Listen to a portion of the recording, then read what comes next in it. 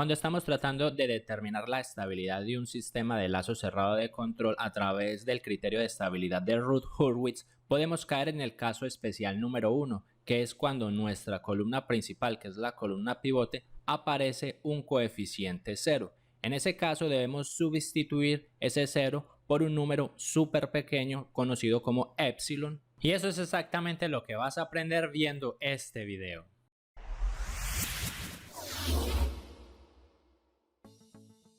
Hola, ¿qué tal, controleros y controleras? Les doy la bienvenida nuevamente a otro video del canal de controlautomaticoeducación.com.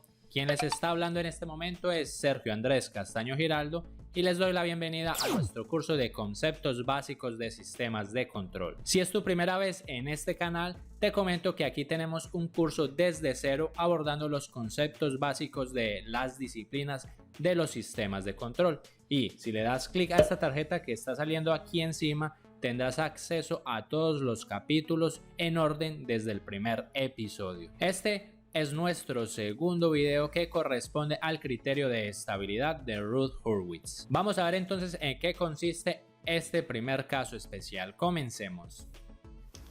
Si lo deseas, puedes aumentar la velocidad del video para que hagas la explicación mucho más rápida o dinámica.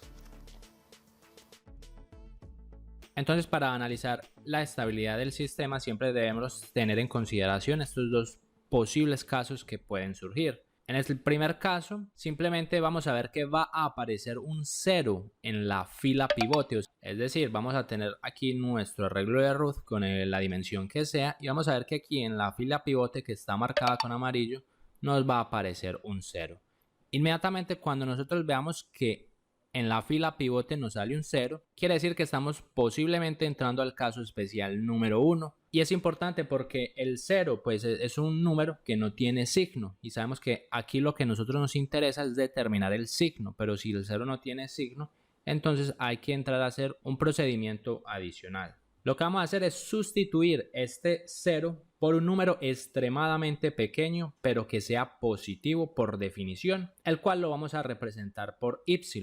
Es decir, vamos a escribir nuevamente nuestro arreglo de Routh, pero ahora no colocamos el 0, sino que colocamos el y, porque nosotros estábamos haciendo los cálculos y en esos cálculos nos dio que esto daba 0, entonces no botamos el 0, sino que colocamos esa letra griega, el y, que por definición nuevamente es un número exageradamente pequeño, pero es positivo. Una vez hemos colocado esto en la tabla de Routh, pues procedemos a colocar el resto de las incógnitas, las seguimos encontrando normalmente. Si por casualidad no has tenido la oportunidad de ver el primer video donde explicamos el procedimiento paso a paso para el caso convencional de Routh-Hurwitz, te lo voy a dejar en esta tarjeta, pues será necesario que veas estos videos en orden para que lo entiendas. Obviamente todas estas incógnitas que van a aparecer después del y, por ejemplo las incógnitas con E, con F, las que tienen G o las que tienen H, pues todas van a quedar en función de ese número griego y.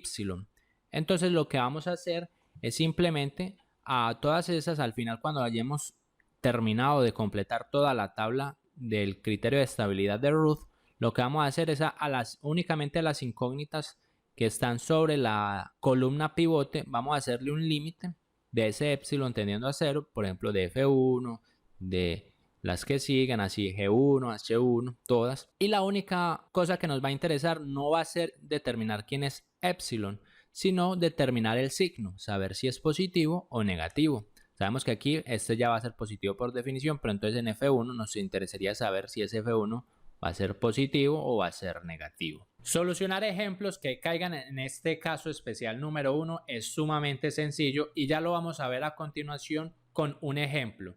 Pero antes de comenzar con el ejemplo, pues suscríbete a este canal, pues ves que en este canal encontrarás mucho contenido de utilidad para tus disciplinas. Así que veamos cómo solucionar el caso especial número 1 de Routh-Hurwitz. Para eso vamos a determinar la estabilidad de la siguiente función de transferencia de lazo cerrado. Recordemos que aquí el numerador no nos interesa porque estamos interesados en ¿quién? En la estabilidad, y la estabilidad únicamente me la da el denominador de la función de transferencia que contienen los polos, que los polos simplemente son las raíces de este polinomio. Procedemos entonces creando el arreglo de Routh-Hurwitz, tomando obviamente los coeficientes que acompañan el denominador, pero inicialmente pues vamos a colocar aquí las potencias de S comenzando desde S5 hasta S0 y ya llenamos directamente entonces las dos primeras filas como lo hemos hecho en los dos ejemplos anteriores, simplemente utilizando estos coeficientes que están marcados aquí en este color medio rojo, y sabemos que simplemente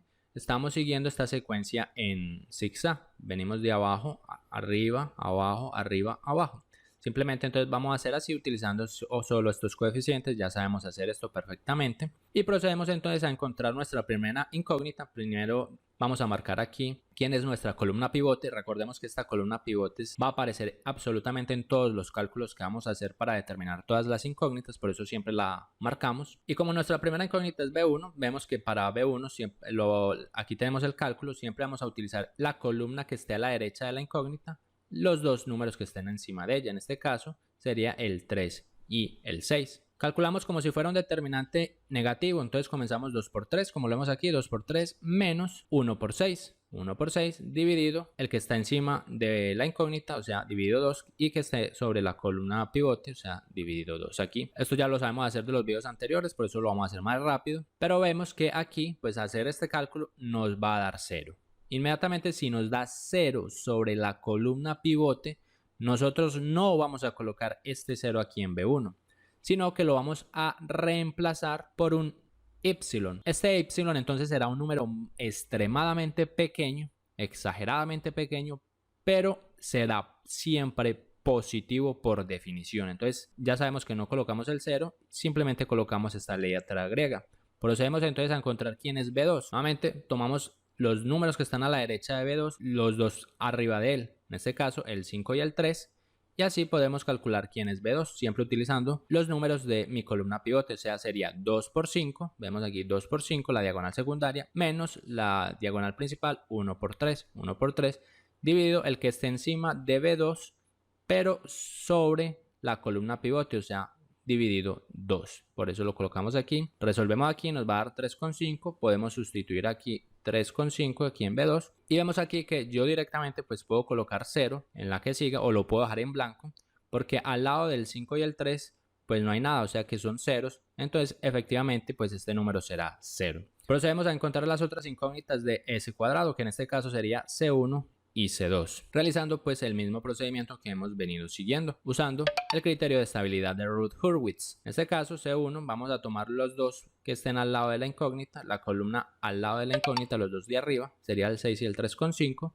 Procedemos a hacer el cálculo, sería este de aquí, ya lo sabemos hacer. Si resolvemos aquí, entonces vamos a tener que aquí es 6 epsilon menos 7 dividido epsilon. Aquí sabemos que epsilon es una incógnita. Recuerden que lo más importante es que epsilon es un número muy pequeño, pero positivo. Y aquí no nos va a interesar mucho encontrar quién es epsilon, pero sí lo vamos a tratar de determinar cuál es su signo. Pero en todo caso, vamos a sustituir aquí entonces en C1 por eso. Pero antes vamos a verificar quién es C2. Recordamos que C2, en este caso, tomamos siempre los dos números que estén a la derecha de la incógnita y encima de él, en este caso sería el 3 y el 0, y realizamos el determinante inverso. Nuevamente sería epsilon por 3, que lo tenemos aquí, menos 2 por 0, dividido el que esté encima de C2, pero sobre la columna pivote, o sea, dividido epsilon. Y vemos aquí que esto da 0, este epsilon se cancela con epsilon, entonces nos va a dar que C2 es 3. Entonces sustituimos C1 y C2 aquí en nuestro arreglo de Routh.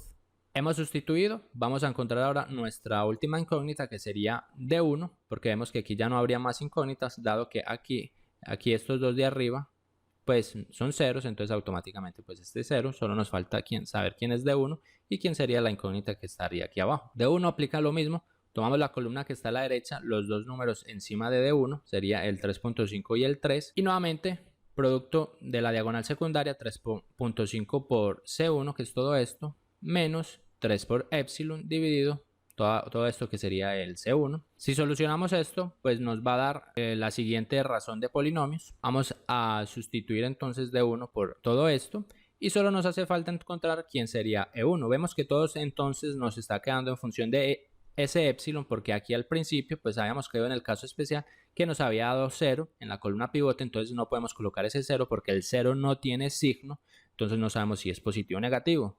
Entonces es por eso que colocamos este epsilon recordando que es un número positivo. Vamos a hallar quién es E1. Nuevamente tomamos las dos que están al lado, a la columna al lado de E1, los dos que estén encima de él, sería el 3 y el 0. Y podemos calcular aquí quién es E1, simplemente todo esto por 3 menos todo esto por 0. Va a dar esto de aquí, vemos que todo esto que corresponde aquí en AD1, pues lo puedo cancelar con esto de aquí y simplemente pues esto me va a dar 3. Entonces yo puedo sustituir aquí E1 por 3 y ya tengo toda mi columna pivote lista. Y ahora necesito analizar pues los signos para saber si esta función de transferencia efectivamente es estable o inestable. Pero como todos están dependiendo de epsilon, pues nos va a tocar no necesariamente saber quién es epsilon, sino saber si efectivamente es positivo o negativo. Vemos que todo comenzamos con positivo, 1 es positivo, 2 positivo, epsilon también es positivo por definición. Entonces nos hace falta saber si esta expresión será positiva o negativa. Para eso vamos a aplicar el límite. Cuando epsilon tiende a 0, sabemos que ese epsilon es un número extremadamente pequeño de toda esta expresión, 6 epsilon menos 7 dividido epsilon. Como epsilon es tan pequeño, entonces un número súper pequeño multiplicado por algo, porque este epsilon es casi 0, entonces esto es muy pequeño a comparación de 7, entonces 7 es mucho más grande.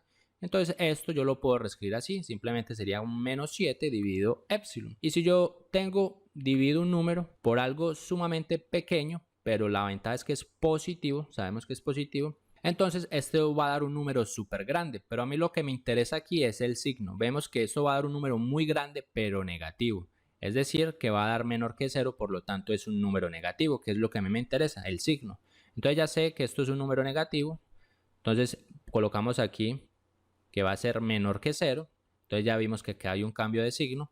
Vamos entonces a averiguar si este continuará siendo negativo o hay otro cambio de signo aquí. Vamos a hacer entonces el límite de epsilon cuando tiende a 0 de toda esa expresión. Aquí aplicamos nuevamente el concepto, 42 por un número muy pequeño, pues eso va a dar casi que nada. Lo mismo el 6 por este número muy pequeño, entonces en comparación con 49 pues es mucho más grande que estos dos. Y lo mismo abajo. El 12 por un número muy pequeño va a dar una cosa insignificante, entonces en comparación con 14, pues el 14 siempre va a predominar. Entonces yo puedo simplificar esto como si fuera menos 49 sobre menos 14. Aquí pues a esto aproximadamente pues ya daría 3,5. Y lo importante aquí es que es un número positivo, número mayor que 0. Yo incluso hasta puedo aquí hacer ese reemplazo, porque lo que a mí me interesa son los signos. Entonces vamos a comenzar positivo, positivo, positivo por definición. De positivo pasó a negativo, entonces hubo un cambio de signo, de negativo volvió a pasar a positivo, hubo dos cambios de signo y aquí continuó positivo. Si hubieron dos cambios de signo, quiere decir que el sistema es inestable con dos polos en el semiplano derecho por los dos cambios de signo que ocurrieron en la columna pivote del criterio de estabilidad de Routh-Hurwitz. Vemos entonces nuevamente que sabemos que el sistema es inestable, sin embargo no sabemos dónde se ubican esos dos polos inestables. Hemos visto entonces que el criterio de estabilidad de Routh no me dice exactamente dónde se ubican los polos.